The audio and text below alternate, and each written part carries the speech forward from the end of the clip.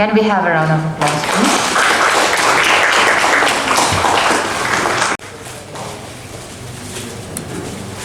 The implementation of the schemes, NGOs, in order to get Lingba katana social welfare jangka sarkar jila mentakasi ka arpoi tereng naila ajar arpoi kapriang sobhayu Dr. Virendra Kumar Minister jangka social justice and empowerment of India haga jingwan jungo banya kendo yahikin hun treman sobha banya tai halor ki scheme ki bayo na sarkar pedang na scheme jangka Ministry of Social Justice and Empower. Over here, we are from the Composite Regional Center for Skill Development, Rehabilitation and Empowerment for Persons with Disability, Shillong, at Montport Building in Dhankiti. So this is under the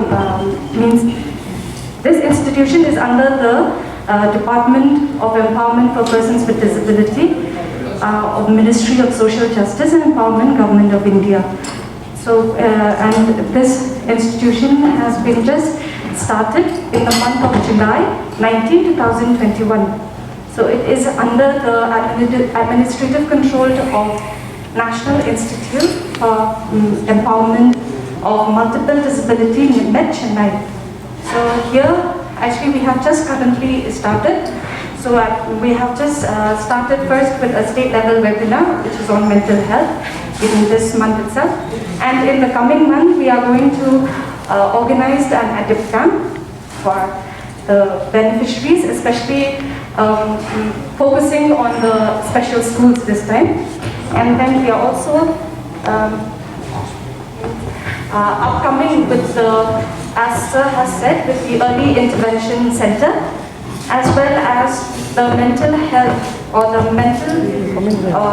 Gilan Mental Health Line, which will be focusing all the people here in Meghalaya, especially using the local language which is present here in Meghalaya, that is the Khasi, Jaitia and Garo.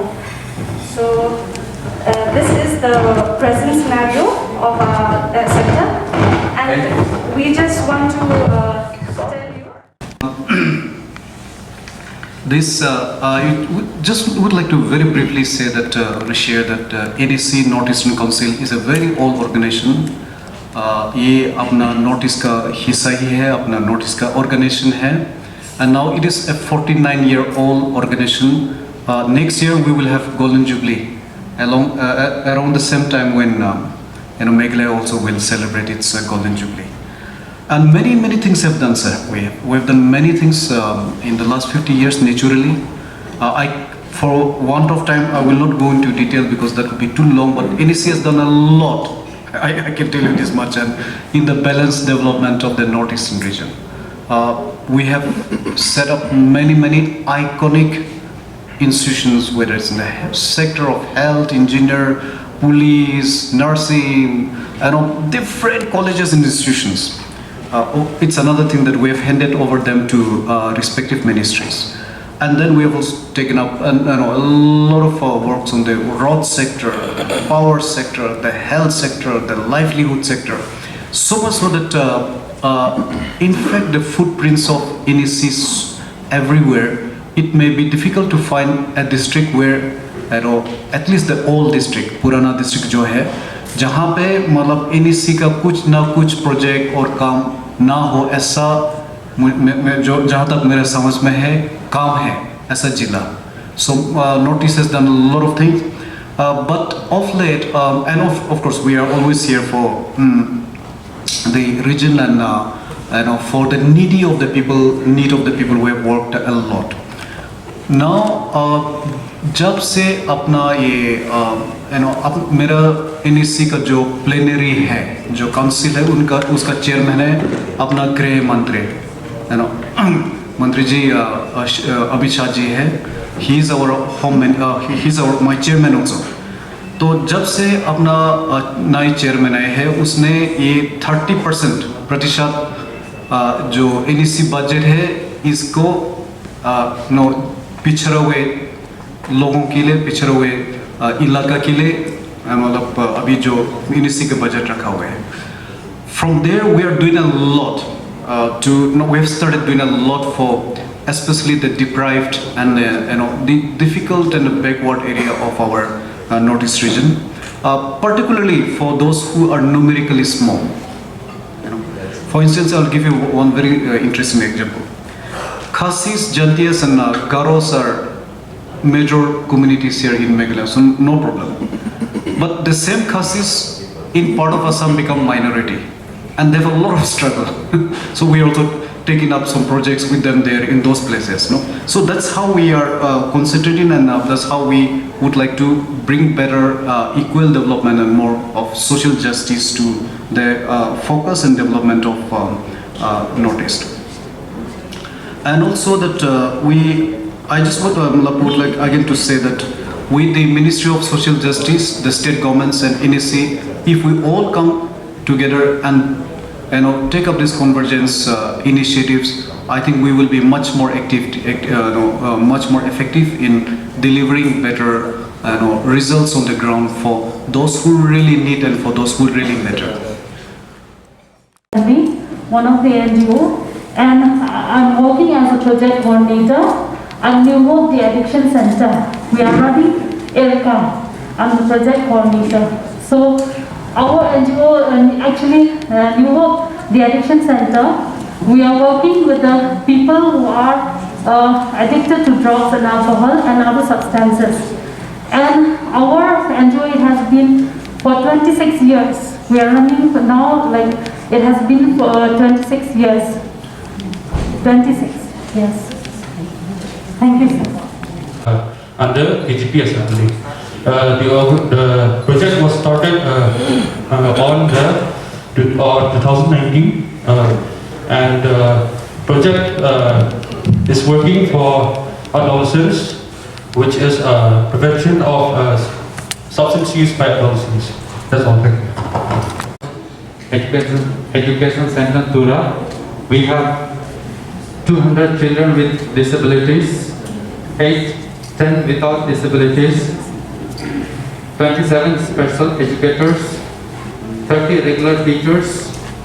That's all, sir. Thank you. A state with a lot of sensitive approach towards this sector. So state means this includes not only the government and government agencies, but also the NGOs and civil society organizations who are all working for this particular welfare of the differently abled children and differently abled people.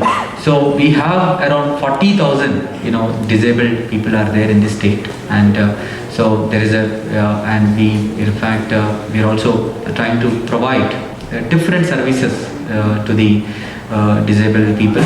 And one of the important thing is that special education. So one very important thing is that how actually the children with disabilities are getting that inclusive education.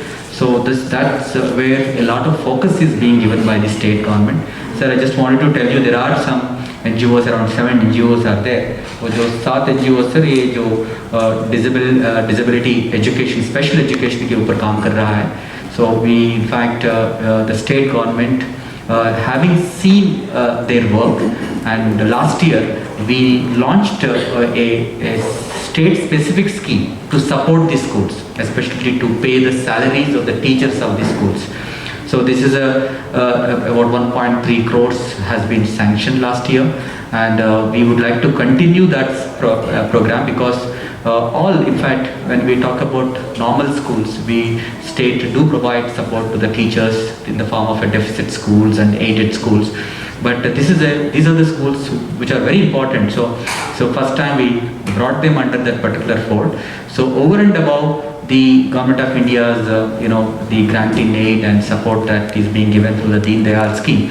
So this is one thing that we have provided to see that the children would get a quality education and sensitive support, because this is an education which requires a different commitment when we talk about different commitment to teach the children. So we require the missionaries, we require the NGOs, we require the civil society organizations who work in this field. So this is something that the state is doing, and besides that we also in fact are using to make sure that the services are reached to the last mile population.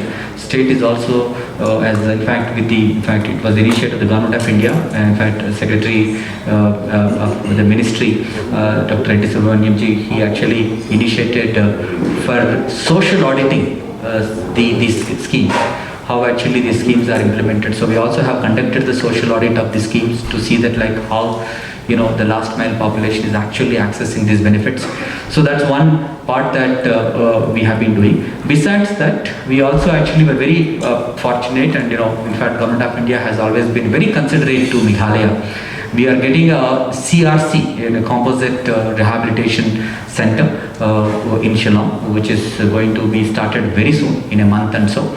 So this is a regional center, so which would actually provide a lot of scope, in fact a lot of support, because that's a very important. This requires a different kind of a skill set, different skill types, a different kind of a approach to provide that rehabilitation for covering all disabilities. So that's again which is coming up. That's the second thing that it's coming up. And besides that, we also are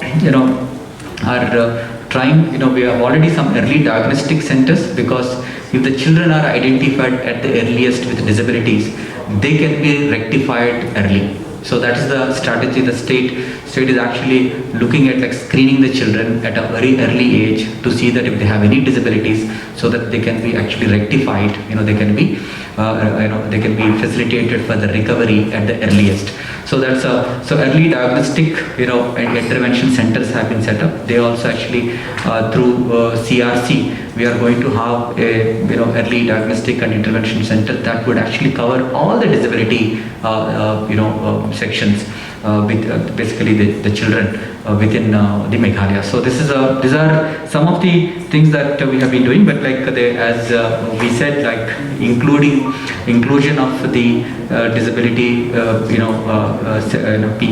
children. सबसे ज़्यादा प्रभावित किया है इस स्थान पर, वो आप सबकी कोरोना से बचने के लिए जो आदरणीय प्रधानमंत्री जी के द्वारा आह्वान किया गया कि 2 गज दूरी, मास्क जरूरी है। तो मैंने देखा कि यहाँ पर हर व्यक्ति, हर बहन, उन्होंने सबने मास्क लगाया हुआ है, और इस कारण से अपनी बात प्रारंभ करने के पहले मैंने सबसे पहले आप सबसे क्षमा चाहिए कि ये बात वास्तव में सीखने लायक है।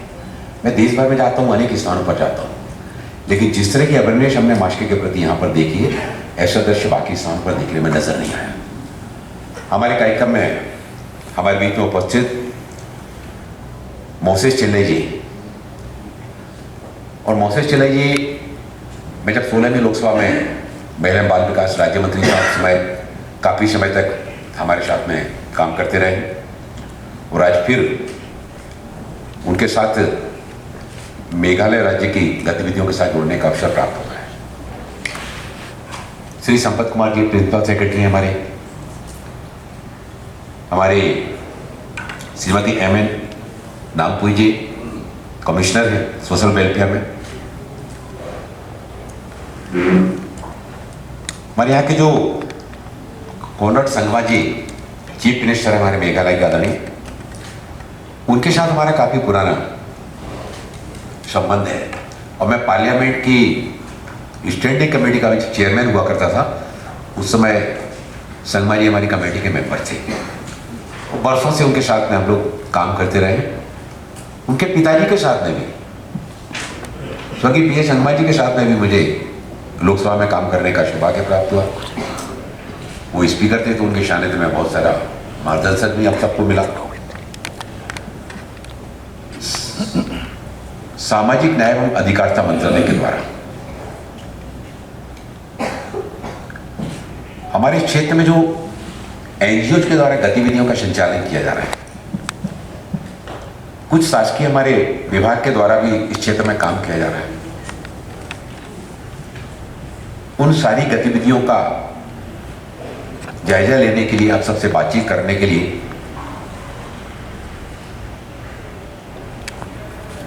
कि हमको जाना है, और आज पहली बार आप सबसे मिलना हुआ, तो हमने हर एक NGO का परिचय आपके द्वारा वो जानकारी मिली, कितने वर्ष से आप काम कर रहे हैं, किस क्षेत्र में आप काम कर रहे हैं, एजुकेशन में कर रहे हैं, डिसेबिलिटी के क्षेत्र में कर रहे हैं, या नशा मुक्ति के क्षेत्र में काम कर रहे हैं।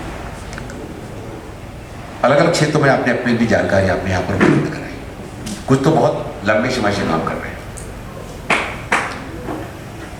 ये जानकारी राज्य सरकार के हमारे अधिकारियों से, हमारे राज्य सरकार के जो मंत्री हैं, माननीय मंत्री जी से, माननीय मुख्यमंत्री जी से भी हम लोग उसको बुला सकते थे, बुलाते भी हैं। लेकिन आदरणीय नरेंद्र मोदी जी ने हमारे मंत्री उन राज्यों में जाएं, विशेष रूप से नॉर्थ ईस्ट के राज्यों में जाकर और इस क्षेत्र में जो कुछ गतिविधियां हो रही हैं उनके बारे में जानकारी लें। उन गतिविधियों को और कैसे प्रभावी ढंग से समाज के उन वर्ग के लोगों के लिए जिनकी योजनाएं बनी हैं, कैसे उन तक और प्रभावी ढंग से पहुंचाया जा सकता है। आज तो आपसे परिचय हुआ, लेकिन अगली बार जब मैं आऊंगा, आज मैं एक संस्था में होकर आया, अगली बार जब आऊंगा तो बाकी संस्थाओं में से भी चयनित करके कुछ स्थान पर वहां आकर और आपके साथ में विजिट करके प्रत्यक्ष रूप से आपके गतिविधियों का हम जो है ना निरीक्षण करेंगे। हम सबके सामने ये बहुत बड़ी चुनौती है कि हमारे जो सीमावर्ती राज्य हैं, जहां से दूसरे देश की सीमाएं जिन राज्यों से जुड़ी हुई हैं, बड़ी मात्रा में नशीली दवाओं की सप्लाई वहां से हो रही है और वो हमारी युवा पीढ़ी को खोखला कर रही है। जो युवा अपने परिवार के विकास में, समाज के विकास में अपना योगदान देता है, जब वो युवा अपने परिवार और समाज के विकास में योगदान देता है तो उसका योगदान राष्ट्र के निर्माण में भी योगदान जो होता है। लेकिन वही युवा अगर नशे की गिरफ्त में आ जाता है तो उससे न केवल उसका परिवार दुखी होता है, बल्कि परिवार के परिजनों को भी सार्वजनिक रूप से और इस तरह के व्यंग्यबाणों का मानसिक रूप से कटाक्षों को सुनना पड़ता है कि इनके बेटा कुछ नहीं करता है, दिन भर जो है ना नशे में जो है ना वो पड़ा रहता है। हमारे बहुत सारे एनजीओ इस क्षेत्र में काम कर रहे हैं। राज्य सरकारें भी इस दिशा में काफी संजीदगी के साथ में, संवेदनशीलता के साथ में उसके लिए प्रयास कर रही है। हमारे प्रिंसिपल सेक्रेटरी जी से हमको उसको एक गोल निर्धारित करते हुए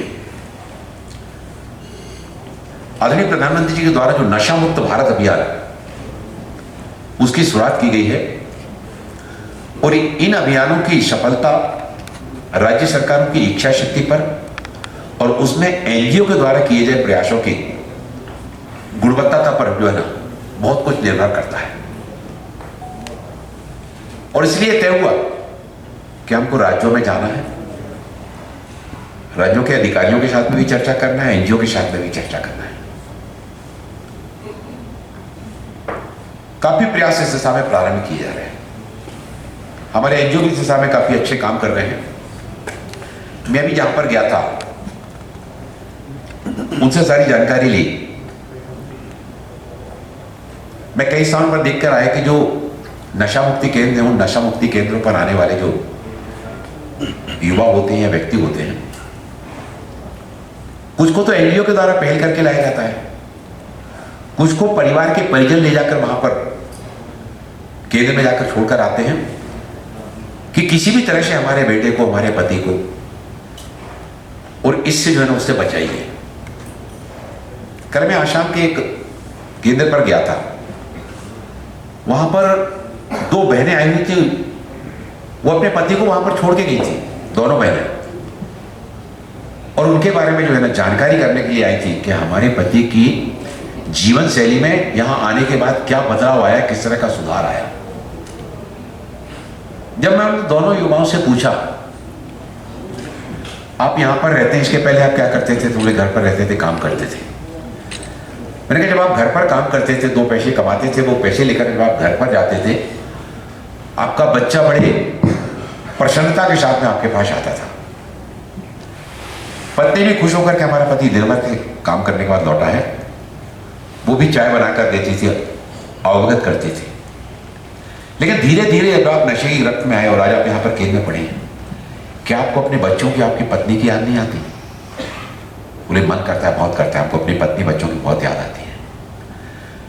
आप जाते थे, आज उल्टा हो रहा है कि आपकी पत्नी आपकी कुशलक्षेम जानने के लिए यहाँ पर आई है। आपके बच्चे जो है ना, उनके विकास के बारे में कौन सोचेगा? उनकी शिक्षा के बारे में, उनके स्वास्थ्य के बारे में, उनके संस्कारों के बारे में। और आप अगर अपने व्यक्तिगत जीवन शैली में अगर बदलाव नहीं लाएंगे, इस नशे की गिरफ्त से अगर आप बाहर नहीं आएंगे, तो आपके बच्चे कैसे अच्छे मार्ग पर चलेंगे? वहां पर कुछ युवा थे, एक युवा को मैंने कहा ऐसे स्वाभाविक रूप से, मैंने सबसे बातचीत कर रहा था, तो मैंने उससे कहा कि आप अपने बटन खोलकर हाथ दिखाइए। उसने हाथ दिखाया तो पूरे हाथों पर इतने बार उसको ब्लेड से काटा गया था। मैंने कहा ये किसने किया? तो बोले मैंने खुद किया। जब नशे की गिरफ्त में जब युवा आ जाता है और वो नशा जब नहीं मिलता है, तो एक तरह अजीब सा मानसिक दौर से वो गुजरता है और उसमें अपने शरीर का कुछ भी नुकसान करने लगता है। उससे भी मैंने बातचीत की। इन सब के साथ में मनोवैज्ञानिक ढंग से उनको सुधार के मार्ग पर जो है ना बढ़ाने की आवश्यकता है। हमारे एनजीओ जैसा में काफी काम कर रहे हैं। मैं यहाँ पर रुके आया, मैंने उनसे कहा कि हम मेडिटेशन भी कराते हैं, आप योगा भी कराते हैं, बाकी गतिविधियों का भी संचालन करते हैं। इसमें थोड़ा सा और उसको बढ़ाइए, उसमें संगीत को भी जोड़िए। इसमें बहुत सारे युवा, हमने कहा बहुत इनका संगीत के ज्ञाता भी होते हैं, अच्छा संगीत मतलब वो बजाते हैं, कुछ अच्छे सिंगर भी होते हैं। उनकी उस प्रतिभा को उभारिए, उस प्रतिभा को उभार कर उनको उस क्षेत्र में आगे बढ़ने के लिए, उस प्रतिभा से समाज लाभान्वित हो, उस दिशा में कदम बढ़ाएंगे। और इस तरह के नए नए प्रयोग करके जब वो युवा वहां से निकलता है, कुछ स्थान पर कुछ युवा दोबारा भी आते हैं, उसके बारे में जानकारी लेते हैं। एक बार आने के बाद, ठीक होने के बाद क्या इनमें से कुछ दोबारा भी आए, कुछ दोबारा भी आते हैं। उनको इस दिशा के लिए प्रेरित करना कि पूरे परिवार की आशा का केंद्र है वो चंद्र मित्रों की संगत के कारण वो जो गलत रास्ते पर चल पड़े हैं, तो उससे केवल उनका अकेला नुकसान नहीं हो रहा है, परिवार का, समाज का और देश का जो है ना बहुत बड़ा नुकसान होता है। एक व्यक्ति केवल सिंगल इकाई नहीं होता, वो व्यक्ति समाज का एक हिस्सा होता है और समाज ही समाज राष्ट्र का निर्माण करता है। अगली बार जब मैं आऊंगा तो आप लोगों में से आपके साथ भी चलूंगा, आपको उसका निरीक्षण भी करूंगा। सामाजिक न्याय अधिकारिता मंत्रालय हमारे देश के जो हमारे दिव्यांगजन हैं, उन दिव्यांगजनों के भी आर्थिक सशक्तिकरण के लिए और हमारे जो एनजीओ काम कर रहे हैं, ये सारे एनजीओ, शपथ कुमार जी से मैं कहना चाहता हूं कि हमारे जो स्किल डेवलपमेंट सेंटर है, उन स्किल डेवलपमेंट सेंटर से इनको जोड़ने की आवश्यकता है। हमारे उस दिव्यांगों को किस तरह का प्रशिक्षण हम देकर उसको स्वावलंबी और आत्मनिर्भर बनाने की दिशा में हम आगे बढ़ा सकते हैं। और दिव्यांगजनों के द्वारा निर्मित वस्तुओं का उनके लिए बाजार उपलब्ध कराने के लिए माइनॉरिटी मिनिस्ट्री के द्वारा जो हाट लगाए जाते हैं, महिला बाल विकास मंत्रालय के द्वारा भी जो महिला हाट लगाए जाते हैं, उसमें मुफ्त स्टाल उनको उपलब्ध कराया जाता है। हमको पहली आवश्यकता है कि उनको हम स्किल के साथ जोड़ें। उनको अपना काम करने के लिए सरकार उनको ऋण भी उपलब्ध कराती है, सब्सिडी भी देती है, बहुत कम ब्याज पर उनको वो राशि उपलब्ध कराई जाती है। हमारा युवा किस तरह का, हमारा वो दिव्यांग जो है ना, किस तरह का कार्य कर सकता है, किस क्षेत्र में उसकी रुचि है, उस तरह के प्रशिक्षण के साथ उसमें जोड़ने का प्रयास करें। और सरकार इस दिशा में जो दिव्यांगजन अधिकार अधिनियम 2016 बना, उसमें जो दिव्यांगजनों के लिए बहुत सारी व्यवस्थाएं की गई। अभी तक जो दिव्यांगता की 7 श्रेणियां हुआ करती थी, उनको बढ़ाकर 21 किया गया। सरकारी नौकरियों में भी जो आरक्षण का 3% आरक्षण था, उसको बढ़ाकर 4% किया गया। ऐसे ही सरकारी सहायता प्राप्त जो उच्च शैक्षणिक संस्थान हैं, उन उच्च शैक्षणिक संस्थानों में भी दिव्यांगजनों के लिए 3% से बढ़ाकर आरक्षण उसमें 5% किया गया। 4 जनवरी 2021 को जो केंद्र सरकार के प्रतिष्ठानों में ग्रुप ए, बी और सी और डी में बेंचमार्क दिव्यांगजनों के लिए और 3,566 पद उनके लिए अधिसूचित किए गए। अभी यूडीआईडी कार्ड का हमारे कमिश्नर मैडम ने उल्लेख किया था। ये यूडीआईडी कार्ड के माध्यम से एक केंद्रीकृत डाटाबेस विशिष्ट दिव्यांगता प्रमाण पत्र, वो सारे देश में सभी राज्यों में इस योजना को प्रारंभ किया गया।